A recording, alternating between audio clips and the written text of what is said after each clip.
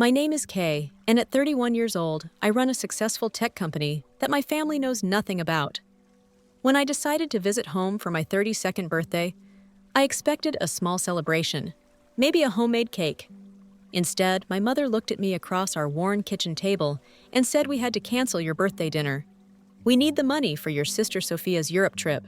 The familiar sting of being second best returned, but they had no idea what my life had become. 2 days later, as we sat at dinner, my phone rang. Little did I know it would change everything before I continue my story. Let me know where you are watching from. And hit that like and subscribe button if you have ever felt invisible in your own family. Growing up in Oakwood, California, a small town with more trees than traffic lights, I was always the odd one out in my family. Our house was modest but comfortable with fading blue paint and a porch swing that squeaked with every gentle push. My father, Thomas, a now retired engineer, spent his weekends tinkering with old cars in our garage. My mother, Laura, who taught third grade at the local elementary school for 30 years, filled our home with the smell of freshly baked cookies and the sound of gentle humming. Then there was my sister Sophia, 5 years younger than me, and the undisputed star of our family constellation. From the moment she could walk, she captivated everyone with her natural charm and talent. Ballet recitals, soccer championships, debate team victories. Sophia collected achievements like other kids collected trading cards. Our living room. Mantle groaned under the weight of her trophies and medals, while my academic awards usually ended up in a drawer somewhere. Sophia has such natural talent, my mother would tell her friends at church socials in Kewell she works very hard. The underlying message was clear. Sophia was blessed with gifts, while I merely compensated with effort. I was 8 years old when I brought home my first perfect spelling test. My father glanced at it and said, "Good job, kiddo." Before returning to his newspaper that same evening, Sophia only 3 stacked blocks in what my parents deemed an exceptionally advanced pattern, earning her ice cream and endless praise. This pattern continued throughout my childhood. My straight A's were expected, not celebrated, when I made the honor roll every year in high school.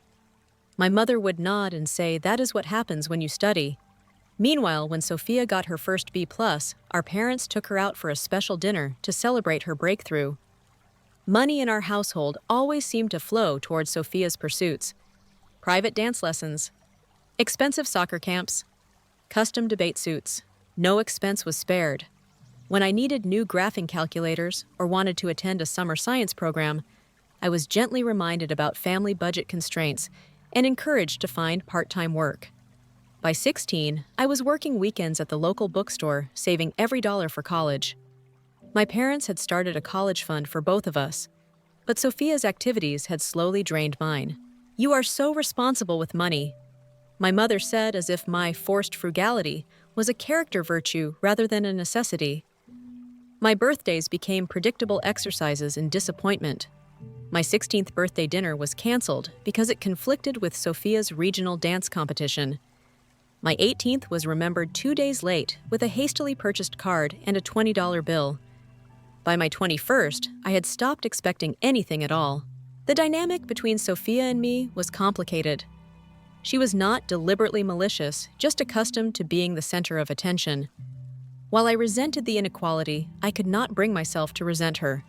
She was my little sister after all. Sometimes in rare, quiet moments, when our parents were not around, we would share secrets and laugh together like normal siblings. But those moments became increasingly rare as we grew older. My father, Thomas, now in his early 60s with salt and pepper hair and calloused hands, had always been a man of few words.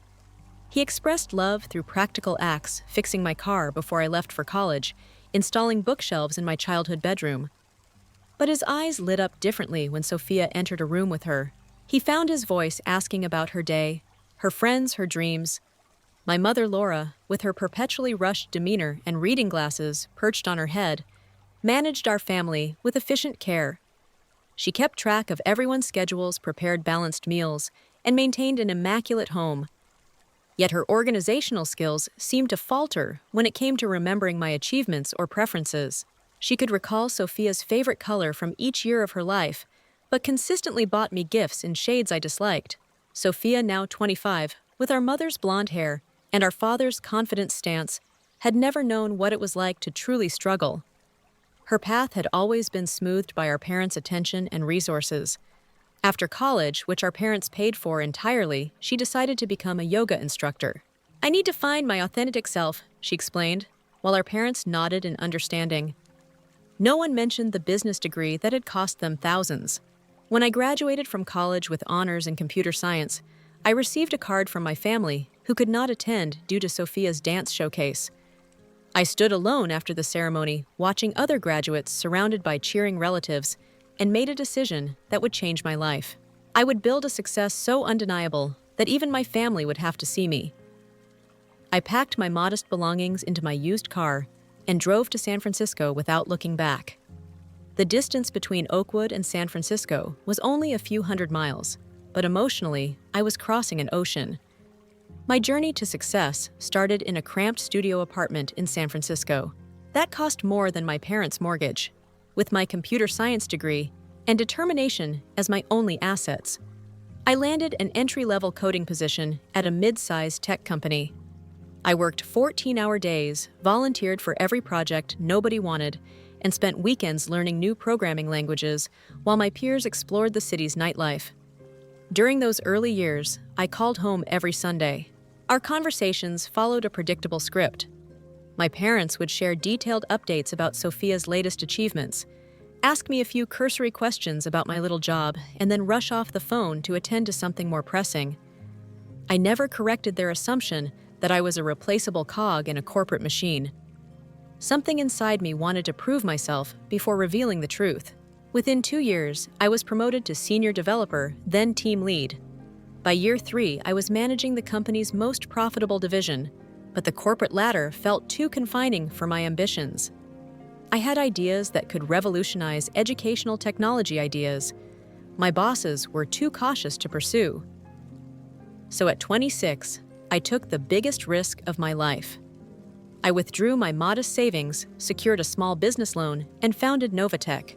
Our mission was to develop artificial intelligence systems that could adapt to individual learning styles, making quality education accessible to all students, regardless of resources or location. Those first months were terrifying. I ate ramen noodles for dinner most nights and slept on an air mattress in our tiny office space. The breakthrough came 18 months later. Our adaptive learning platform caught the attention of a prominent tech investor after a successful pilot program in 3 inner-city schools. Test scores rose by 30%, teacher satisfaction improved, and student engagement doubled. The investor offered $5 million for a 20% stake in the company. That investment changed everything. I moved from my cramped apartment into a spacious condo in Pacific Heights with panoramic views of the Golden Gate Bridge. Our company relocated to a sleek office in the financial district, complete with the requisite startup perks: cold brew on tap, ergonomic workstations, and a rooftop garden. But the most valuable addition to my life was Jessica, the executive assistant I hired to manage my increasingly complex schedule. Jessica, with her impeccable organizational skills and unflappable demeanor, quickly became indispensable more than an assistant. She became my confidant, and the closest thing to a friend I had allowed myself in years.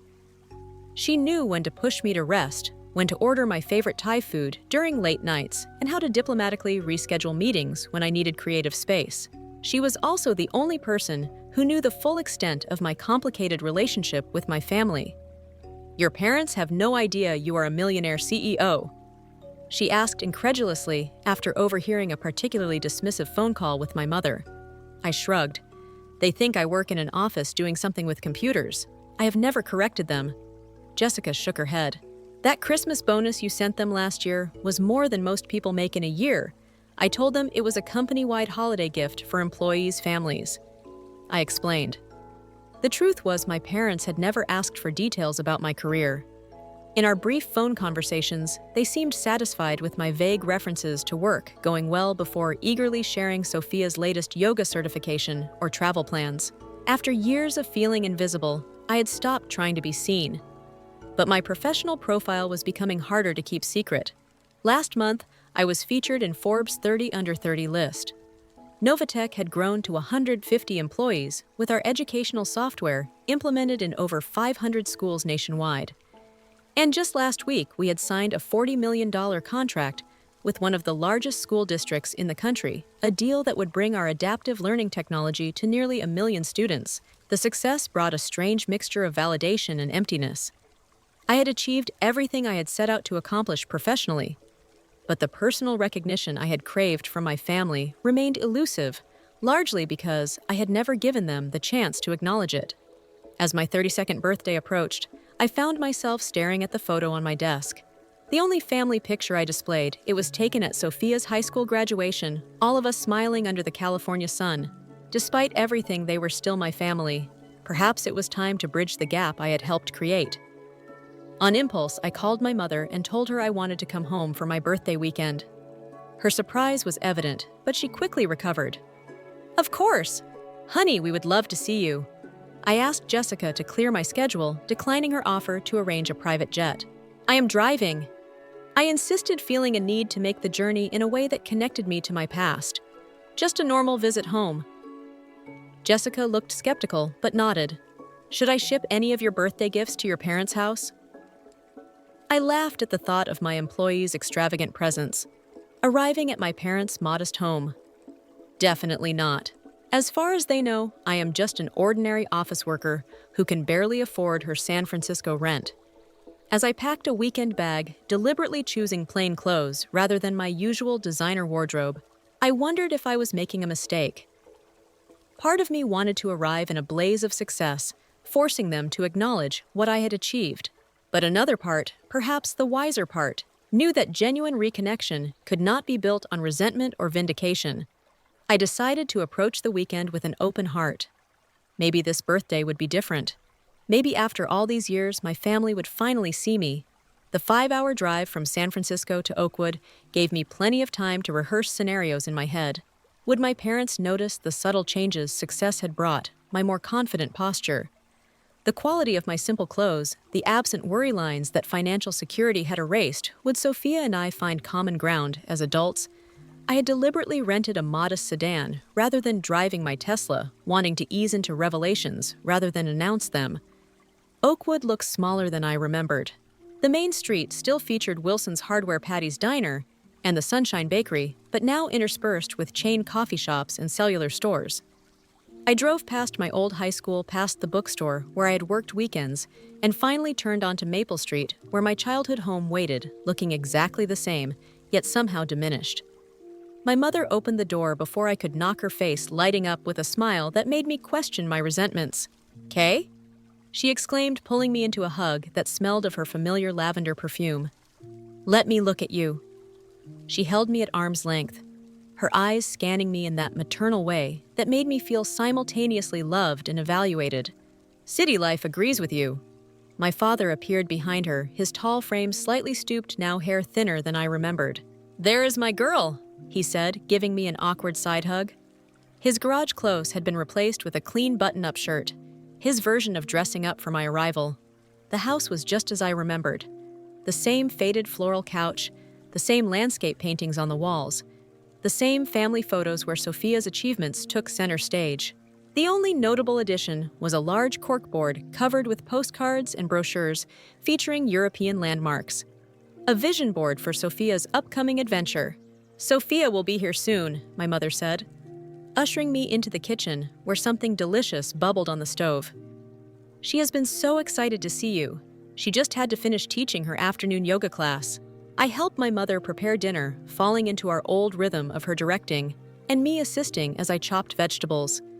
She filled me in on neighborhood gossip, church activities, and of course Sophia's latest achievements.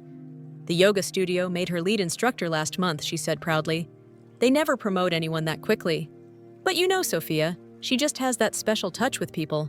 I nodded, wondering if my mother knew that I now lead company-wide meetings with investors worth billions of dollars. "That is great," I said instead. She always was a natural teacher. My father sat at the kitchen table, ostensibly reading his newspaper, but occasionally glancing up at me with an expression I could not quite decipher. "How is the computer job?" he finally asked during a lull in my mother's monologue. "It is going well. I said my standard response. Busy but good, making decent money. He pressed, surprising me with his interest. Before I could answer, the front door burst open, and Sophia's voice filled the house. I am home. Where is the birthday girl? Sophia bounded into the kitchen, a whirlwind of blonde hair and athletic energy. At 25, she looked like a catalog model for activewear. Her yoga-toned body, clad in expensive athleisure clothes. Okay. She squealed, embracing me with genuine enthusiasm. You look amazing. San Francisco must have some serious magic. Dinner was a lively affair dominated by Sophia's animated descriptions of her yoga classes, her recent hiking trip to Sedona, and most importantly, her upcoming European adventure. I have been manifesting this trip for years, she explained, her eyes bright with excitement. 3 months backpacking through 7 countries. It is going to be absolutely transformative. Sophia has been saving up, my mother added, though her quick glance at my father suggested otherwise, while trying to Sophia amended with a laugh. Yoga instruction is spiritually fulfilling, but not exactly lucrative. Mom and Dad are helping with the flights. My father cleared his throat. Speaking of finances, he said, his eyes not quite meeting mine. Okay, your mother and I need to talk to you about your birthday dinner. My mother reached across the table to pat my hand. We had originally planned to have a nice celebration at Romano's for your birthday tomorrow. We made reservations months ago. I remembered Romano's, the nicest restaurant in Oakwood, where we had celebrated Sophia's high school graduation. My heart warmed at the thought they had planned something special. But we had to cancel the reservation. My mother continued, her voice apologetic. But matter of fact, we need to put that money towards Sophia's airline tickets. The prices just keep going up, and if we do not book soon, she might not get the dates she needs for her yoga retreat in Bali. The warmth drained from my chest, replaced by a familiar cold weight. I see, I managed to say. We thought we could do something simple instead. My father added quickly, maybe order pizza tomorrow night. Sophia at least had the grace to look slightly embarrassed. I told them we could just postpone my trip, but the retreat dates are fixed, and this is a once-in-a-lifetime opportunity for my career development. My mother nodded vigorously. Exactly. You understand, do not?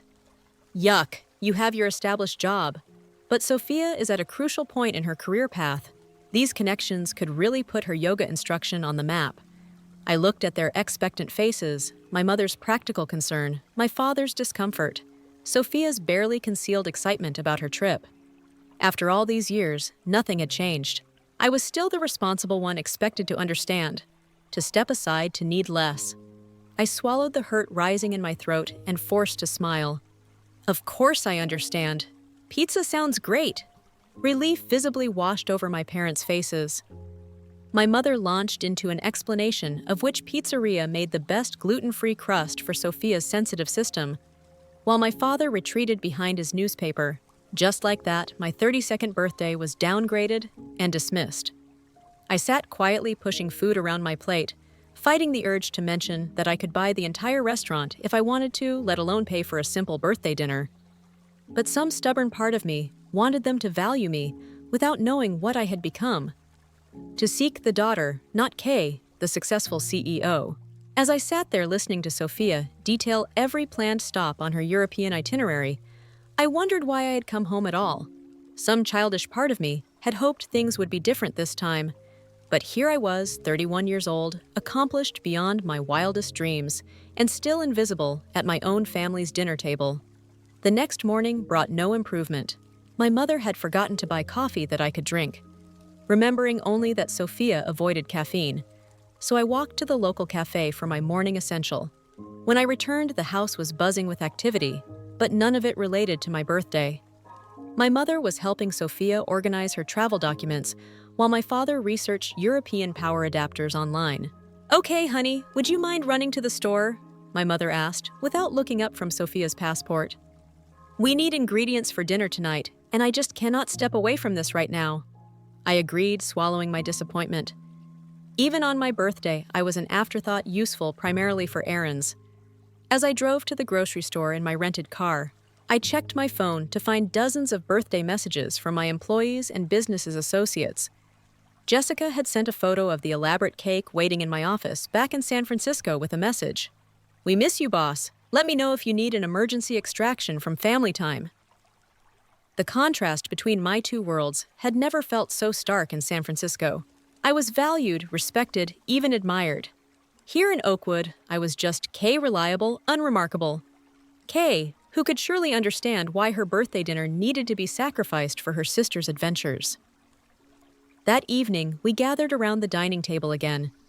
My mother had ordered pizza as promised, remembering Sophia's dietary preferences, but forgetting that I had always disliked mushrooms, which covered half the pie. My father had bought a small supermarket cake that misspelled my name as Kay. No one had bothered to correct the error, so Kay, my father said as we ate, "Tell us more about this computer job of yours. Are you still at the same company?" The question presented an opportunity to finally reveal the truth, but something held me back. "Still in tech." I said vaguely, "Things are going well." "That is nice, dear," my mother said absently before turning to Sophia. "Now, about your connecting flight in London." Sophia launched into another detailed account of her travel plans, complete with descriptions of the Instagram photos she planned to take at each location. My parents listened with rapt attention, asking questions and offering suggestions. "I am thinking of starting a travel blog," Sophia announced. "Maybe even monetize it if I get enough followers. It could be the start of my personal brand as a global yoga influencer." "That is a wonderful idea," my mother exclaimed. "You have always been so photogenic and creative." My father nodded proudly. "Our Sophia the entrepreneur." I nearly choked on my pizza. I wanted to tell them about the 3 patents I held the company I had built from nothing, the educational technology that was changing thousands of students' lives. I wanted to tell them that I was not just an entrepreneur, but a creator of opportunities for others. Instead, I reached for my water glass and stayed silent. "Kay, did not you do something with a website?" Once my mother asked, her brow furrowed in vague recollection. Before I could answer, my phone rang. The screen displayed Office Jessica's code for important calls I should not ignore. Under normal circumstances, I would have excused myself to take the call privately, but my mother waved her hand dismissively. "Go ahead and answer, dear. We know your little office probably needs you even on your birthday." Something in her condescending tone made me put the phone on speaker. "Hello," Jessica's efficient professional voice filled the dining room. "Boss, I am sorry to disturb your family time, but I wanted to confirm details for next week. Your private jet is scheduled for 7 a.m., Tuesday for the parish meeting with the education minister. Should I arrange for the usual suite at Le Marie's, or would you prefer the Peninsula this time?" The silence that followed was absolute. My father's fork slipped from his fingers and clattered onto his plate. My mother froze with her wine glass halfway to her lips. Sophia's mouth hung open mid-sentence. I stared at my phone, equally shocked. Jessica and I had no meetings in Paris scheduled, and while the company did occasionally charter private flights for international business, I had never heard about this particular trip. "Jessica," I said carefully, "I think there might be some confusion about my schedule." "Oh." Jessica sounded flustered, very unlike her usual composed self. "I am so sorry, Miss Reynolds. I have just seen the email from the French delegation. They have specifically requested you present the educational implementation plan in person. The board thought chartering the jet would be most efficient given your tight schedule next week. Shall I tell them you are unavailable?" 3 pairs of eyes stared at me in stunned disbelief. I took a deep breath, recognizing that the moment of truth had arrived, albeit in a way I never expected. "Please tell them I will need to review the materials before confirming," I said, trying to maintain my professional demeanor despite my racing heart. "And Jessica, let us talk tomorrow about the travel arrangements." "Of course, boss." Again, sorry for the interruption. Happy birthday! As I ended the call, the dining room remained frozen in tableau. My father was the first to break the silence. "Private jet." He asked, his voice barely above a whisper. "Paris, boss." I looked at their shocked faces and realized there was no going back. "I have been meaning to tell you all something about my work. What exactly do you do?" My father asked, his voice uncharacteristically sharp. The newspaper puzzle he had been half-heartedly working on lay forgotten beside his plate. I took a deep breath. This was not how I had imagined revealing my success, but perhaps there was no perfect way. I am the founder and CEO of Novatech. We develop artificial intelligence systems for educational applications. My mother's forehead creased in confusion. But you told us you worked at a tech company. In an office, I do work at a tech company. In an office, I said carefully, but I do not work for someone else. I own the company. I built it from scratch 6 years ago. Sophia let out a short, disbelieving laugh. Wait, you own a company that has private jets? We do not own jets, I clarified. We charter them when necessary for international business. But yes, Novatech is a significant player in educational technology. We currently have contracts with over 500 schools across the country, and we are expanding internationally. My father leaned forward, his engineering mind clearly trying to process the practical details. How many employees do you have, 150? Last count. We will probably add another 50 after our newest contract is implemented. And you are the boss, my mother said slowly, as if testing the concept. The actual boss of all those people. I nodded, watching as realization dawned on their faces. My mother's expression shifted from confusion to something more complex. A mixture of pride, embarrassment, and perhaps a hint of defensiveness. Why did not you tell us? She asked, an edge to her voice that suggested I had somehow deceived them. When would I have told you? I asked quietly.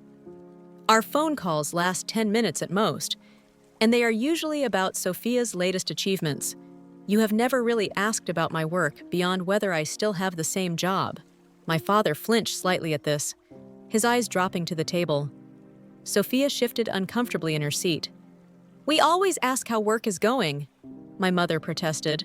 You always say fine or busy, but good. How are we supposed to know you were running some big important company? Novatech was featured in Forbes last month. I said, unable to keep a hint of hurt from my voice. Our educational platform received a National Innovation Award last year. If you had ever Googled my name, you would have seen dozens of articles and interviews. My father looked genuinely stricken. We had no idea. Okay, that is the point, Dad. You never thought to look. You never imagined I could be doing anything noteworthy. My mother's chin lifted defensively. That is not fair. We have always been supportive of your career, have you? I challenged gently. When was the last time you asked me a specific question about my work? When Sophia decided to become a yoga instructor, you researched everything about yoga certification. You know the names of her favorite poses and her studio schedule. Do you know the name of my company before tonight? Do you know what our software actually does? My mother opened her mouth to respond, then closed it again. Her expression conflicted. Sophia, who had been uncaring terrifically, quiet suddenly spoke up. So you are like rich now. Is that what this is about? You came home to show off how successful you are compared to the rest of us. Her tone held an accusation that stung. No, Sophia. I came home hoping to reconnect with my family. I deliberately downplayed my success because I wanted to be seen for who I am, not what I have achieved. But now you are throwing it in our faces, she said, eyes flashing, making us feel bad about canceling a dinner reservation when apparently you could buy the whole restaurant. I did not plan for Jessica to call, I said, keeping my voice level. But yes, it hurts that after all these years, my birthday is still the first thing to be sacrificed.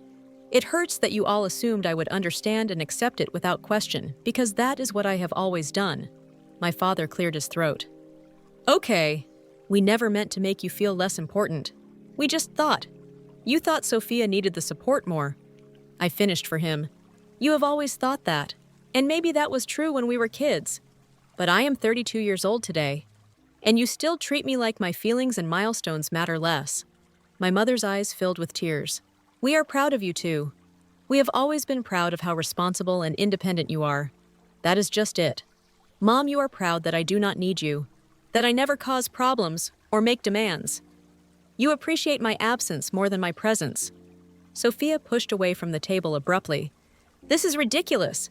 You disappeared to San Francisco. Barely. Keep in touch. Hide your entire life from us, and then blame us for not knowing about it. Maybe if you had shared anything real about yourself over the past decade, we would know you better. There was enough truth in her words to make me pause. Had I withdrawn too completely, had my hurt? LED me to build walls too high for my family to scale. You are right, I acknowledged, surprising her. I stopped trying to be seen a long time ago. But that does not change the fact that you all were quick to cancel my birthday plans for Sophia's trip without a second thought. That pattern has been consistent my entire life. My father stood up, his face troubled. I think we all need some time to process this. Okay, I am sorry about your birthday dinner. We should have found another solution. My mother wiped her eyes. Maybe we can still call Romano, see if they have a table available tonight. The suggestion, while well-intentioned, felt like too little too late. I think I need some space, I said, standing up. I'm going to get a hotel room for tonight. Do not be ridiculous, my mother protested. Your room is all made up. I need to think, Mom, and make some more calls. I added the excuse, feeling safer than the emotional truth. Sophia crossed her arms, running away again. Some things never change. Her words hit harder than she knew. Was I running away? Perhaps, but staying felt impossible right now, with decades of hurt suddenly exposed and raw. I will call you tomorrow, I said, gathering my purse and phone. We can talk more then. As I walked to the door, my father followed me. Okay, he said quietly. I'm sorry, not just about dinner. About a lot of things. I nodded, unable to trust my voice.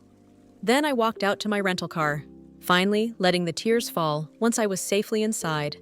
As I drove toward the only hotel in Oakwood, a place I had never been able to afford growing up, I wondered if I had just irreparably damaged my relationship with my family, or if this painful honesty might eventually lead to something better.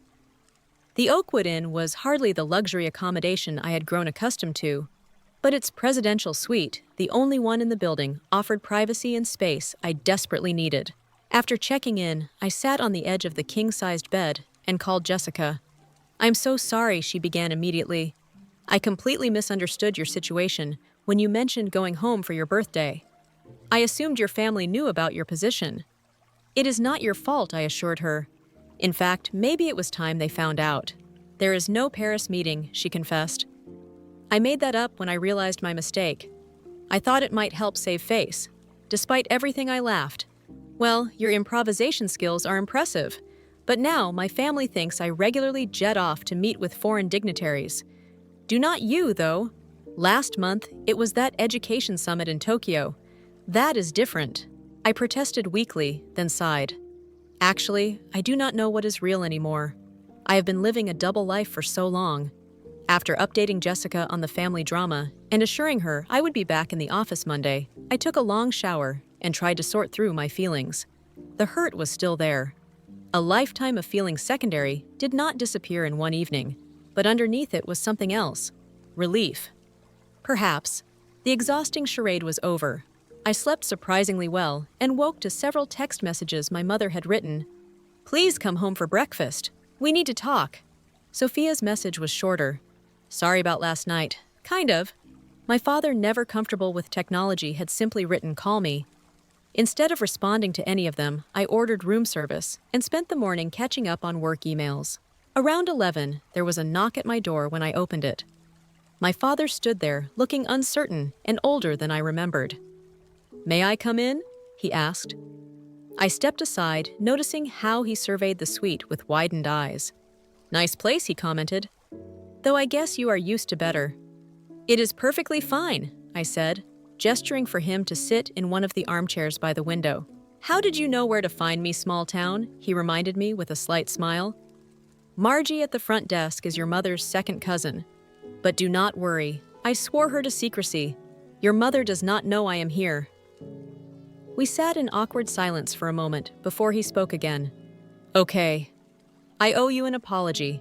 Many apologies. Actually, Dad, you do not have to.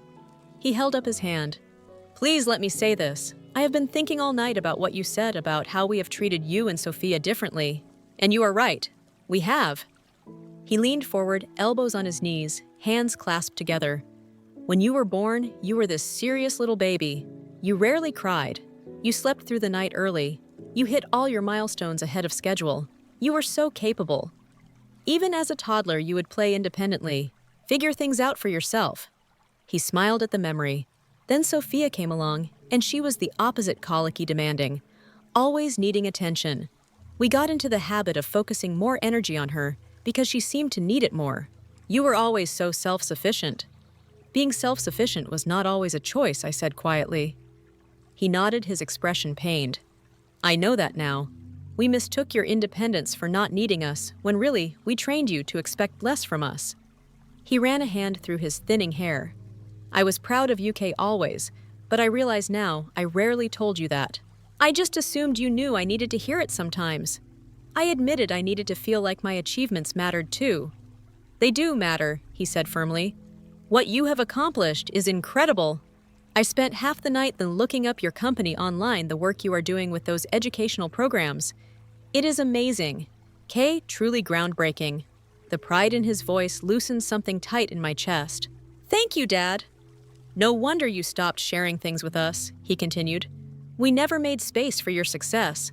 We were so busy celebrating Sophia's small victories that we missed your enormous ones. We talked for over an hour, covering years of misunderstandings and missed connections. He told me how he had always related more easily to Sophia's outgoing personality, while my analytical mind reminded him of his own father, a brilliant but distant man he had struggled to please. I shared how I had interpreted their focus on Sophia as evidence that I was somehow less lovable, less worthy of attention. That was never true. He insisted, his voice rough with emotion. We just thought you were the one who had it all figured out. We worried more about Sophia because she seemed more fragile. As our conversation wound down, my phone buzzed with a text from my mother. Please come home. I made your favorite lemon cake. I showed my father the message, and he smiled. She has been baking since dawn. Stress baking, she calls it. The kitchen looks like a flower bomb exploded. I should talk to her too, I acknowledged. He nodded. And Sophia, she is struggling with all this in her own way. As we prepared to leave, my father hesitated by the door. Kay, I want you to know something. I am not just proud of what you have achieved. I am proud of who you are, your integrity, your determination, the way you built something meaningful instead of just chasing money. Even if you had never founded that company, you would still be extraordinary. His words, so long awaited, brought tears to my eyes. Thanks, Dad. That means more than you know. My mother was waiting on the porch when we arrived. Her eyes were red-rimmed, her hands twisting her apron nervously. When she saw me, she rushed forward and embraced me with unusual fierceness. I'm so sorry, she whispered against my hair. I've been a terrible mother. No, Mom, I protested, holding her tight. Not terrible. Just human inside over slices of perfect lemon cake. She had remembered it was my favorite after all. My mother offered her own perspective. I always thought you were the strong one, she explained, the one who could handle anything. Sophia needed so much reassurance, so much support. You seemed so capable, so sure of yourself. I was faking it most of the time, I admitted. I just learned early that showing need or disappointment did not get me very far. My mother's face crumpled. Okay, I never wanted you to feel that way. Our conversation was interrupted by Sophia's arrival. She entered cautiously, her usual confidence dimmed. Hey, she said, hovering in the doorway. Can we talk? My parents discreetly retreated to the backyard, leaving us alone in the living room. Sophia sat across from me, uncharacteristically fidgeting with the edge of a throw pillow. So she began. You are basically a tech mogul. I smiled slightly. I would not go that far. According to Google. You should, she countered. I spent hours last night looking you up. Why did you never tell me any of this? I considered the question carefully. Partly because no one ever asked. Partly because I was afraid. Afraid of what?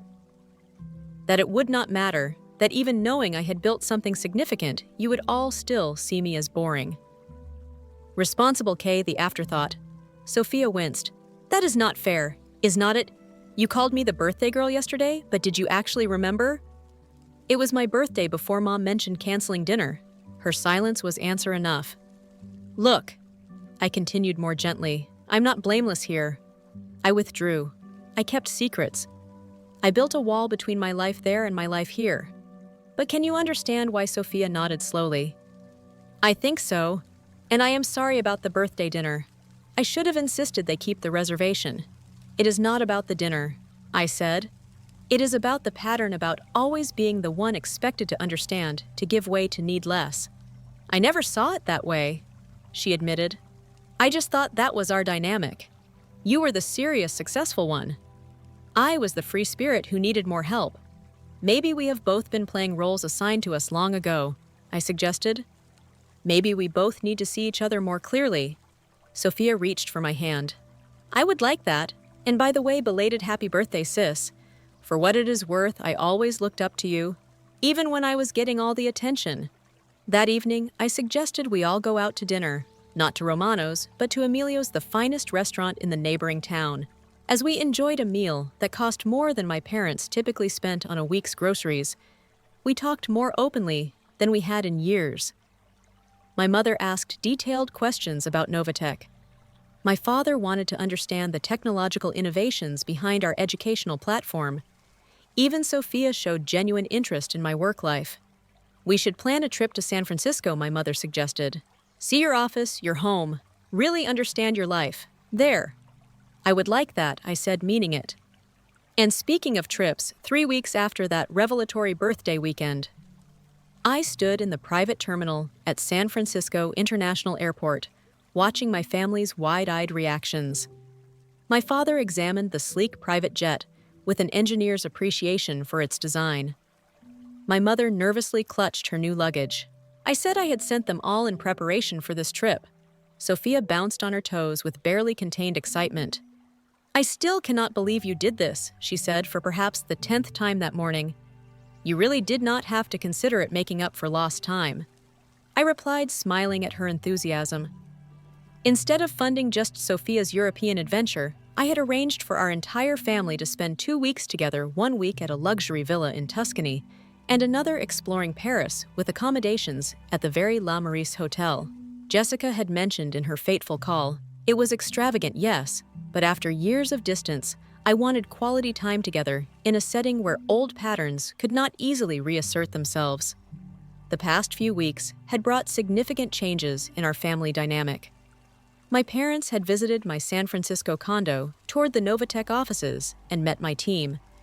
Seeing me in my professional environment, confident, respected, clearly in command, had shifted something fundamental in how they perceived me. No longer was I just reliable Kay, who would understand if her needs came last.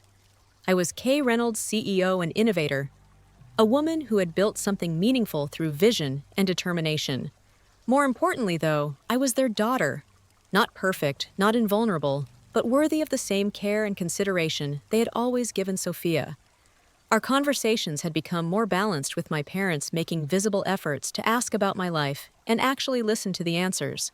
Sophia and I were developing a more authentic adult relationship, one based on mutual respect, rather than our childhood roles. On our last night in Tuscany, sitting on the villa terrace, overlooking rolling vineyards bathed in sunset light, my father raised his wine glass in a toast to Kay.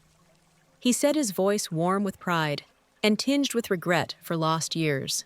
Not just for this incredible trip, but for having the courage to break our family patterns, for showing us who you really are. Even when we were slow to see my mother wiped away a tear, and for forgiving us for our blindness, Sophia added her own glass to the toast, to second chances and new beginnings. As our glasses clinked in the golden light, I felt a sense of peace I had not known in decades. The hurt had not completely disappeared. Deep patterns rarely heal without leaving scars, but something new was growing in its place. Understanding, forgiveness, a more honest connection. The day after returning from Europe, I surprised my family again, this time with news that Novatech would be opening a development office just 30 minutes from Oakwood. "We are expanding anyway," I explained, "and I've realized I want to be closer to home."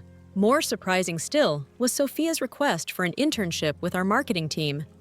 "I still love yoga," she clarified. "But maybe it is time I challenge myself with something new, something where I actually have to earn my place." My parents, too, were evolving. My father volunteered to mentor young engineers at Novatech 1 day a week. My mother started a reading program at local schools using our educational software. Small steps, but meaningful ones. As for me, I was learning that true success could not be measured in contracts signed or revenues generated. The wealth that mattered most was not in my bank account, but in these renewed connections, in being fully seen and accepted by the people who had known me longest. The path to healing was neither straight nor simple. Old hates sometimes resurfaced. Conversations occasionally grew tense when sensitive topics arose, but we were trying, all of us, to build something better than what we had before. On my 33rd birthday, we celebrated at Romano's, the original restaurant from the year before. No canceled reservations, no overshadowing priorities. Just family.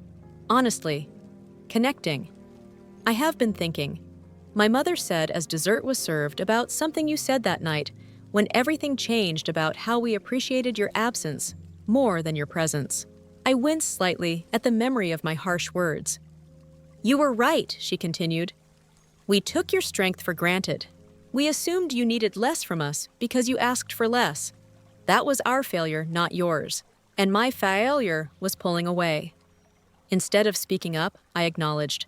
We all played our parts in this. My father reached for my hand. The important thing is that we are writing a new story now together.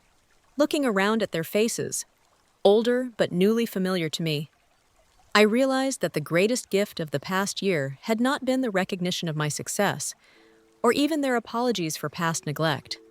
It was this, the chance to know, and be known to love and be loved, not for what we accomplished or provided, but simply for who we were. The journey of healing is rarely complete, and our family still had work to do. But sitting there in that restaurant that had once symbolized rejection, I felt a profound sense of homecoming, not to a physical place, but to the truth of belonging. What had begun with a canceled birthday and an unexpected phone call had become something I never expected a second chance at. Family, not perfect, not without its complications, but real and worth fighting for. Have you ever had to reveal a part of yourself that your family never knew? How did they react? Share your stories in the comments below. And if this story resonated with you, please hit the like button and subscribe to hear more stories about family relationships, personal growth, and finding your true worth. Remember, sometimes the most painful confrontations lead to the most beautiful reconciliations. Thank you for listening to my story, and may you find the courage to be fully seen in your own life.